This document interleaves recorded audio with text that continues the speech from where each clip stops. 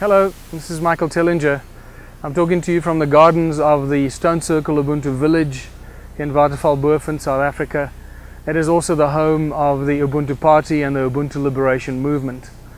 For those of you that have been following our activities and progress, you'll be aware of what we're doing here. We now have our first group of volunteers that are helping us establish this as the sort of foundation for Ubuntu and contributionist communities for around the world. We are going through a great learning phase and process of finding out where things can work and cannot work, and very early stages. But at the same time, my actions against Standard Bank have just concluded this past week in the High Court of Johannesburg. I'll be sharing more of that information on our website. But the main reason I want to talk to you today is because a few days ago I got the knowledge and the information that the South African national elections will be taking place on the 7th of May 2014. These happen every 5 years. But at the same time, I got the shocking news that for the Ubuntu Party, which is a registered political party in South Africa as of 2010, for the Ubuntu Party to participate in the national elections, we have to come up with 650,000 Rand to pay to participate in the elections. Now, this is an exorbitant amount of money. It's equivalent to about $65,000, and in South African terms, it's probably about 10 years worth of salary for the average South African. This is just a gross violation of all our human rights, a Bill of Rights that allows everyone to stand in an election, and especially it shows us how the banks and the government control and create the barrier to entry to small parties and small individuals to participate in national elections. It is spectacular that something like this could still be taking place in a country where we take pride in our constitution as being one of the most modern constitutions in the world. So this is really an urgent call to help. The time is very short. We have about 4 weeks to raise this money, and we've created an Indiegogo campaign to raise crowdfunding. Please follow the link, share this information with as many people as you can.